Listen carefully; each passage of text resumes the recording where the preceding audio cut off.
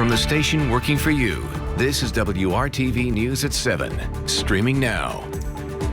And good evening to you here at 7 o'clock. I'm Mark Mullins. And I'm Amanda Starrentino. First at 7, we are looking into the local impact on safety as Indiana readies to host March Madness. We learned a lot about how Indianapolis leaders are trying to prepare early for the tens of thousands of visitors to the city. Holding the tournament here is an economic win for the Circle City businesses that have struggled during the pandemic.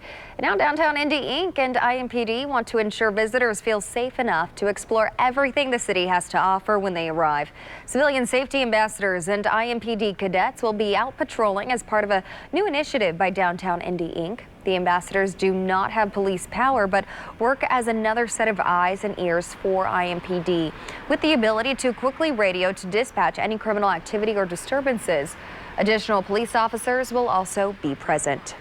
We also pay off-duty police officers, so if they're not on duty, we hire at least 20 officers that bike and walk around downtown about 60 hours a week. And so we'll even increase that to about 80 hours a week during March Madness. 45 surveillance cameras have also been installed at more than a dozen businesses downtown, mainly in the Miles Square area. The cameras are a part of the B-Link program, which connects the video to IMPD. More businesses are expected to get cameras installed as part of the program in coming months. We're also keeping a close eye tonight on this developing story in Washington. There are plans for heightened security around the Capitol for a planned impeachment vote in the U.S. House on Wednesday. Tomorrow, the House will vote at night on a measure to push President Trump out of office via the 25th Amendment, and then they'll meet Wednesday morning. House Democrats have charged Trump with incitement of insurrection for his role in last week's deadly U.S. Capitol attack. New today, a new strain of the virus that causes COVID-19 has now been detected in Indiana. The State Department of Health announced today that this is the same strain previously identified in the United Kingdom last fall. The state says it does not cause more severe infections, but it is spread more easily. New research suggests the Pfizer vaccine can protect against the new strain. Moderna's was not tested in a preliminary study, but is undergoing testing now. And an expert who tracks how the virus mutates said he expects similar findings. When it comes to who gets the coronavirus vaccine and when, we are sifting facts out of facts tonight. Starting with the question, what happens to leftover doses of the vaccine at the end of each day? We know those doses cannot be refrozen and saved for later, but we had someone ask us, if you walk into a hospital toward the end of the day, can anyone get a vaccine if the hospital is trying to use them up before they go bad? Well, the answer so far is no. IU Health tells WRTV at the end of the day, those unused vaccines may go to someone who wasn't scheduled for them, but for now they still use the state's criteria. Only healthcare workers, first responders, and people older than 80. We are still trying to ride out an intensely high peak of coronavirus activity in Indiana. Daily reported cases had generally been on the decline, but they are up and down right now. We are still not anywhere near the lows of roughly 300 cases a day we saw at one point this summer. Overall positivity is still in a peak, as well as nearly 17%. Since the start of the pandemic, 8,643 Hoosiers have died with COVID-19. When Dr. Moore's case came about, I think it just really inspired and really made a super reason for the legislation to take place. Around Christmas, the world was reading about an Indianapolis doctor who died of COVID-19. When Dr. Susan Moore initially was hospitalized with the virus, she shared videos detailing her treatment experience, accusing a doctor of not taking her pain seriously because she was black. Throughout the pandemic and the push to address systemic racism in the United States, healthcare systems have been pledging to address racial disparities. WRTV's Cornelius Hawker shows you how a state lawmaker hopes to help. State Representative Robin Shackelford is working to address one of the many issues that contributes to health disparities faced by minority communities. Legislation will require health professionals to get 2 hours of cultural diversity training. This training will be designed by the Office of Minority Health along with the state health department, ensuring people of color have input. If the legislation becomes law, the training will be mandatory for medical professionals. There's accountability in it because if you don't have your completed training certificate each year, You may not get your license that you need to get renewed. This proposed legislation came about because of COVID-19's disproportionate impact on communities of color here in our state. Some of those disparities, Rep. Shackelford says, are caused by medical professionals not knowing how to talk to their minority patients. Minorities feel they're not listened to by their healthcare staff, by their doctors. Sometimes they feel like they're talked down to. If they ask questions, they're getting very intimidated. To make sure those experiences are being addressed, the legislation would also create a database to document cases. What this will do will create a statewide requirement that we are actually collecting data of patients' experiences based on their race, their religion, their sex, their sexual orientation, their disability status. Representative Shackelford says this legislation, with all it would do, is one more step to fixing the ever-present problems plaguing our state when it comes to minority health disparities. Working for you, Cornelius Hawker, WRTV. Well, that bill has not been filed yet. Representative Shackelford tells WRTV it's still in the review process, but once it is filed, she urges you to reach out to your legislator if this is something you want them to support.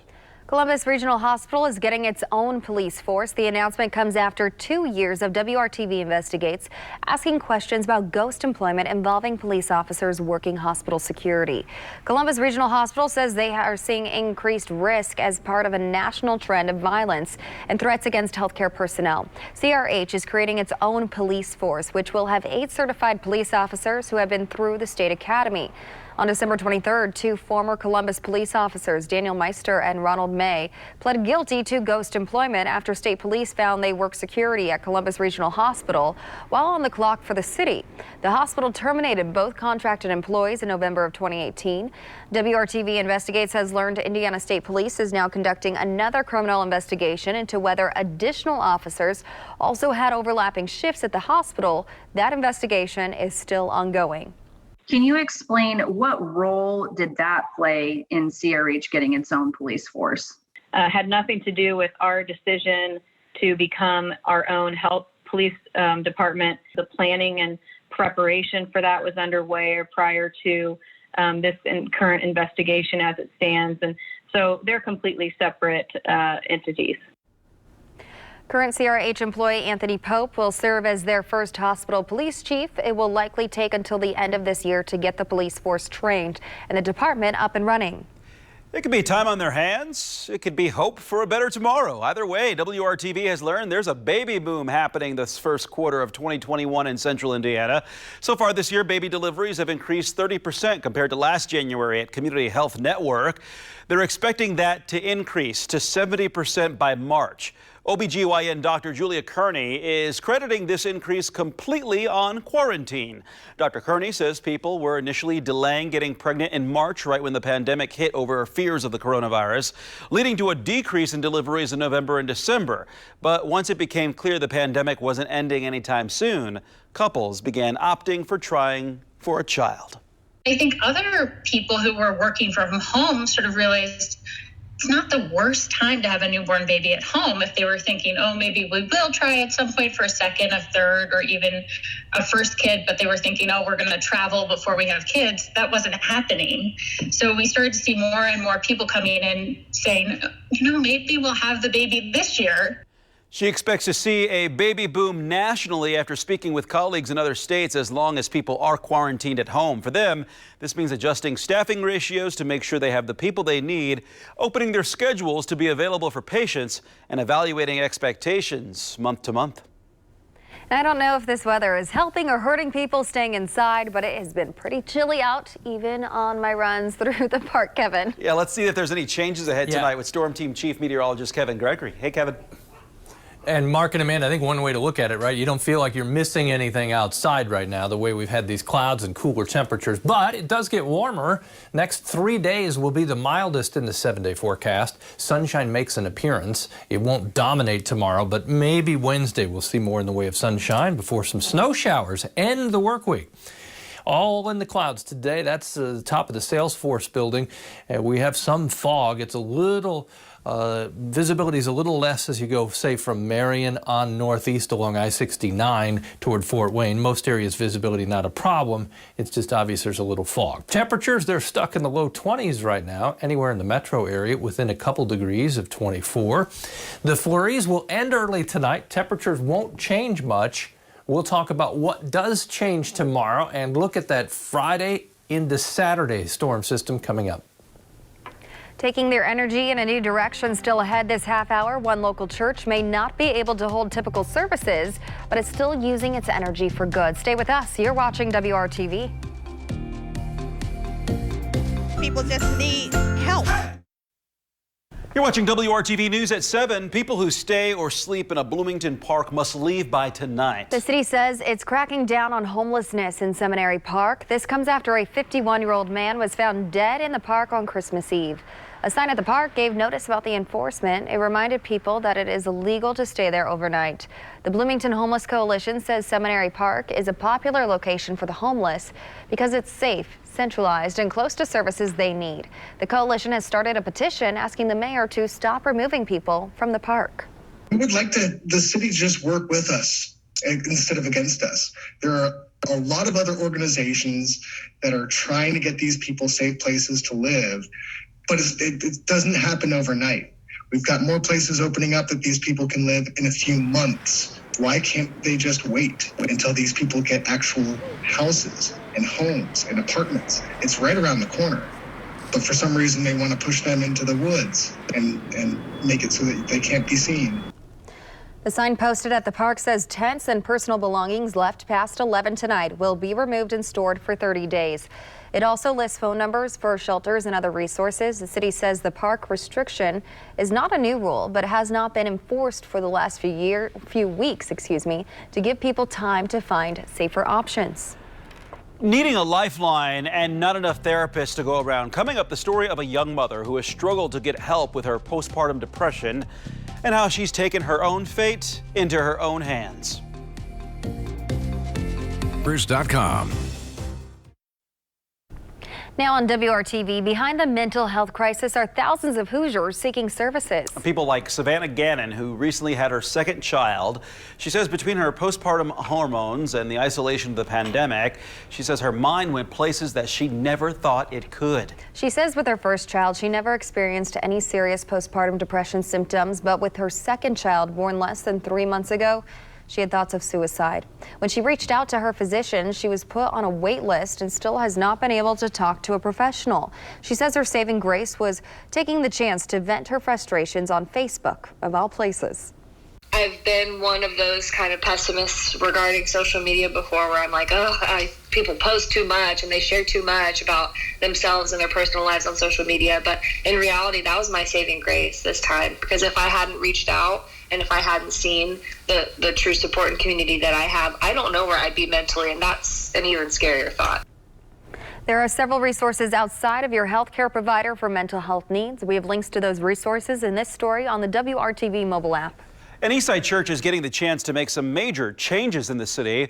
WRTV's Troy Washington explains where they're planning to start helping Hoosiers after being awarded a $75,000 grant. So many different calls to the church and so many different people, even our own parishioners who reach out to us in this time where there's, unemployment numbers have spiked, and we've got people who've lost their jobs and people who have part-time jobs and who used to have full-time jobs. Pastor Kenneth Sullivan says even though the church isn't holding services inside of these doors right now, there's still a ministry and work being done. I think this is going to help people rebuild their lives. Obviously, COVID has impacted all of us in a number of different ways. New Direction Church was selected to receive $75,000 from the Lilly Endowment Fund. We were blindsided by the blessing. I got a phone call from Lilly's Endowment, and they said that they wanted to speak to us. It was at the end of 2020. And so I was on the phone conference with them, and they shared with us their desire to help us make a difference. They highlighted us and they thanked us for the work that we've done in our community. And they said, we want to be a blessing to you all. Sullivan says the money will go right into his neighborhood. It'll be used to help with rental assistance, groceries for families, and scholarships. I grew up on the east side of Indianapolis, and so to be able to pastor in the community that I was raised in, that I was reared in, that I grew up in, my stomping grounds, I think there is an old adage, don't forget where you come from. On top of all of that, the church is pitching in $25,000 of their own funds to do more good. I think it's important for those of us who go up to go back and give back. And so for me, it's natural. Working for you on the east side, Troy Washington, WRTV. The church currently does a drive-through food pantry and plans on using the funds to make sure more people don't go hungry. Kevin. Temperatures into 20s. Bundle up. It's not too windy, but it's damp. We've had the flurries around through the day, and we still do this evening in spots. 23 in Bloomington, 26 in Kokomo. Temperatures tonight will not change a whole lot, but they will, starting tomorrow afternoon, at least reach 40 degrees.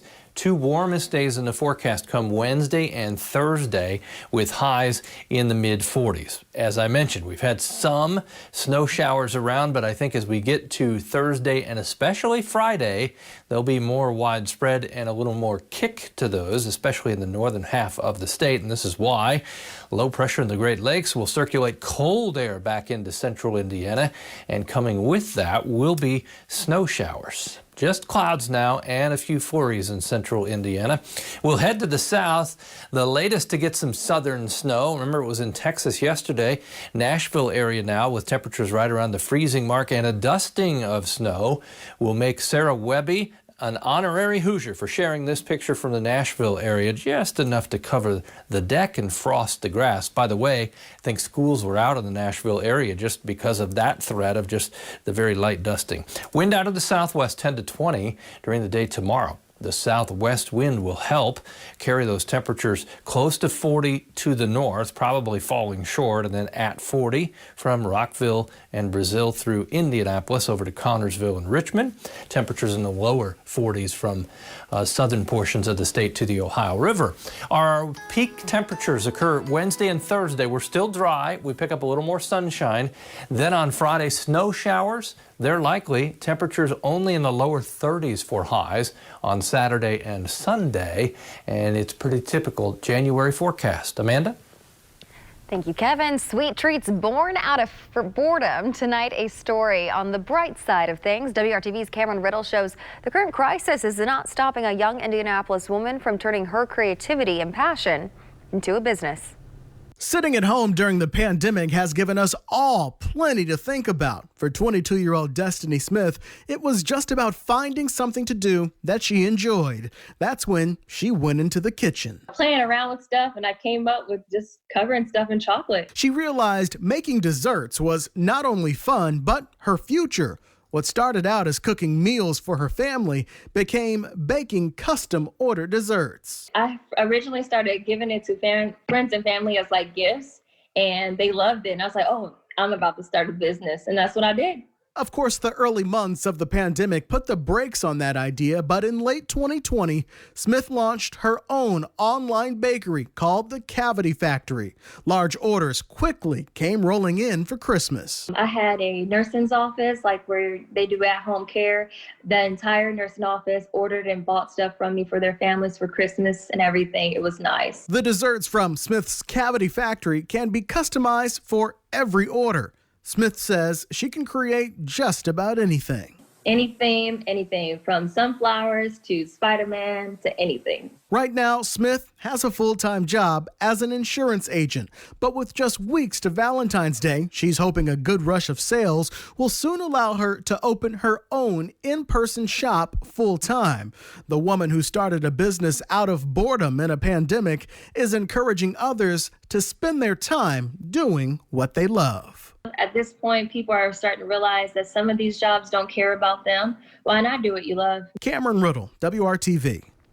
You can find the Cavity Factory on Instagram. Orders take at least a week to fill. We'll be right back. WeatherTech.com and order today. Temperature tomorrow right at 40 degrees. Keep in mind today we struggled in the lower 20s all day. Breezy and maybe a hint at some sunshine. Amanda. Sunshine is always a good thing. Join us again for the news at 11.